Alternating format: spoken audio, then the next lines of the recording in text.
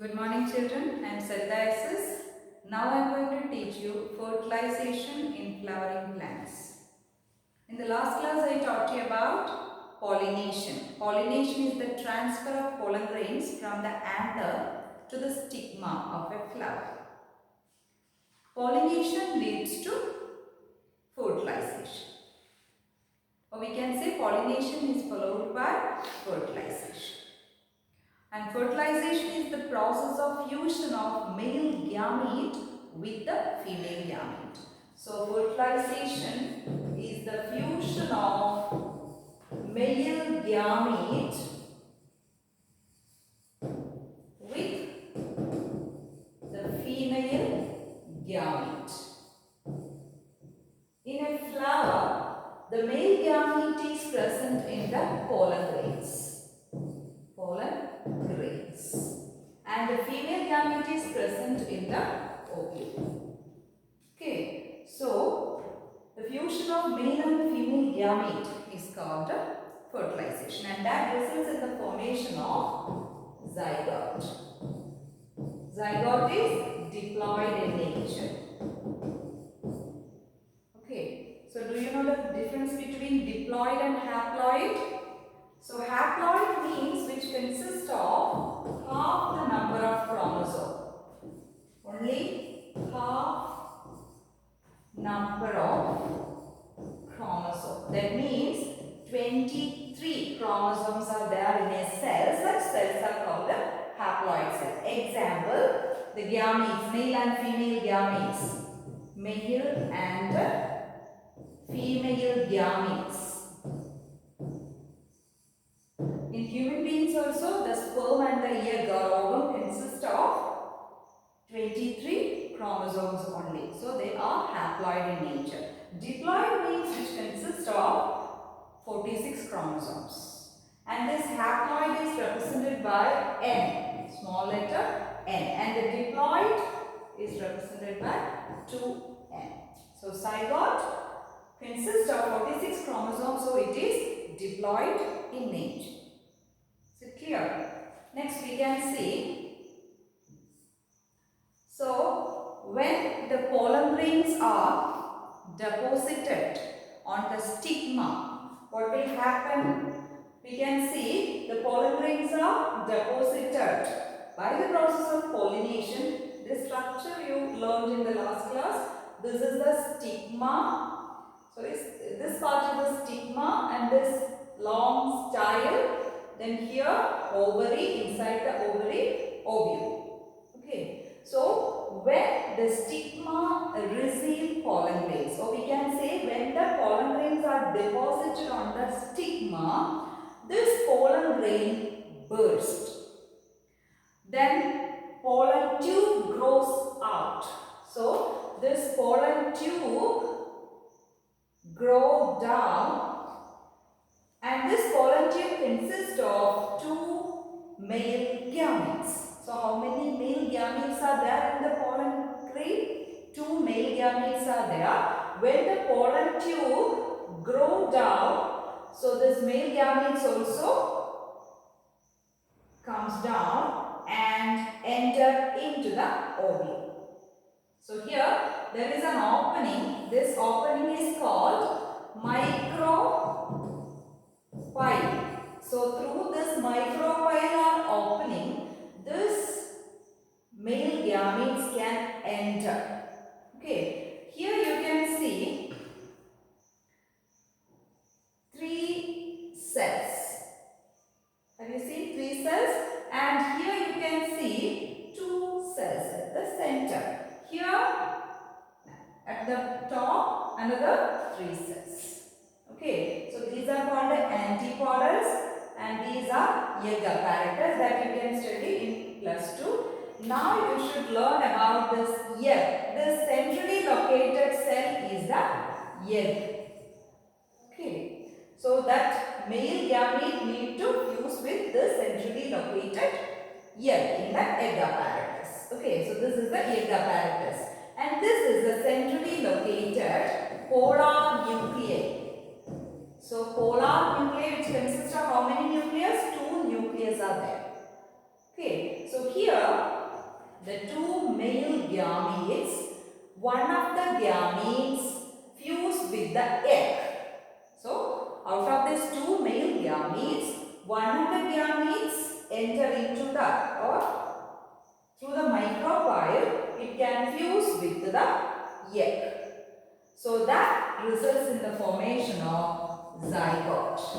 And that is the first fusion, which is called syngamy or fertilization. Syngamy. Okay. So, the fusion of one of the male gametes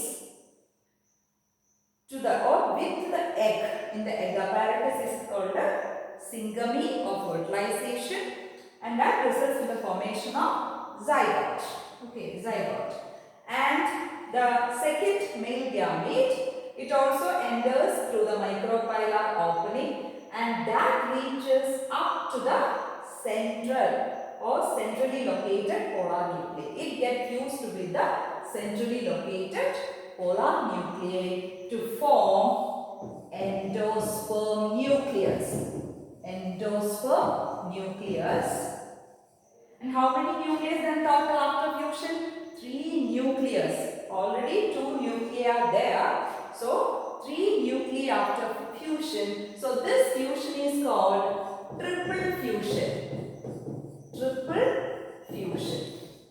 Okay. So syngamy by the fusion of egg with one of the male gametes, and the second fusion, which is called a triple fusion, and that is the second male gamete with the polar nuclei to form 3 nucleated structure. That's why it is called a triple fusion, and that results in the formation of endosperm nucleus. This endosperm nucleus finally develop into endosperm cells, and that provide nutrition to the developing embryo. The zygote develop into embryo. So the developing embryo is nourished by this endosperm.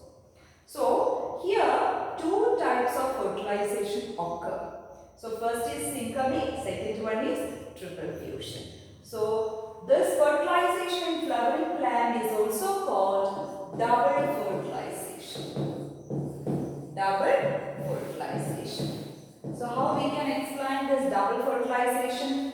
When the pollen grains fall on stigma, it bursts and the pollen tube grows down along with the 2 male gametes, and it enters into the ovule through the micropylar opening or micropyle.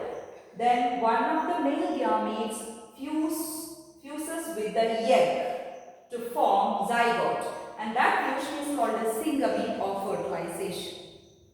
And the second male gametes move towards the center and fuse with the polar nuclei to form 3 nucleated structure called endosperm nucleus, and that fusion is called a triple fusion. So these 2 types of fertilization occur in the flower. So this fertilization is called a double fertilization. So clear? Now I will show you the video how it happens. You can see the pollen tube growth towards the ovule with the 2 male gametes. Then it finds its path towards the micropyle, then fuse with the egg to form zygote. You can see that structure. This is egg apparatus, this is antipodals, and this is polar nuclei. So after that, zygote is formed by the fusion of egg with one of the male gametes.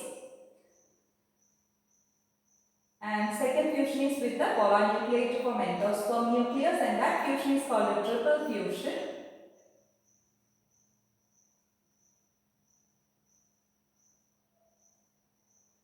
So due to have this 2 types of fusion, this fertilization is called a double fertilization. And after that, the zygote develop into embryo. The embryo is nourished by, or the further development of the embryo is nourished by the endosperm. So here the ovule, you can see the ovule develop into seed, and the ovary develop into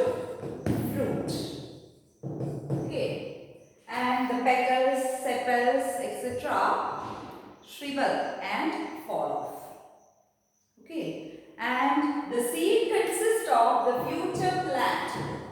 The seed consists of the future plant, and that can grow as seedlings, and that process is called germination. If there is suitable conditions, the seed can germinate to grow as a seedling or future plant. And the seed consists of, I'll show you the structure of a dicot seed. The seed consists of, you can see like this. This is the cotyledon. How many cotyledon? 2 cotyledons are there in a dicot seed. In a monocot seed, only 1 cotyledon. I will say an example: wheat, rice, etc. Or the seeds of dates, etc. They are monocots. Monocot seed. But gram, pea, etc. are dicot seed which are having 2 cotyledons. Okay. And this seed consists of a seed coat also. There is outer seed coat we can see. And there is a structure called a plumule. Plumule is the future shoot. Plumule develop into shoot system. And here a radicle. The radicle is the future root. So we can say radicle develops into root system. So this is the structure of a dicot seed. So after fertilization, the zygote develop into embryo, the ovary develop into fruit, the ovule develop into seed, and the seed consists of future plant which develop into seedlings when the conditions are suitable. Hope you understood everything about the fertilization process in flowering plants. That's all for today. Thank you.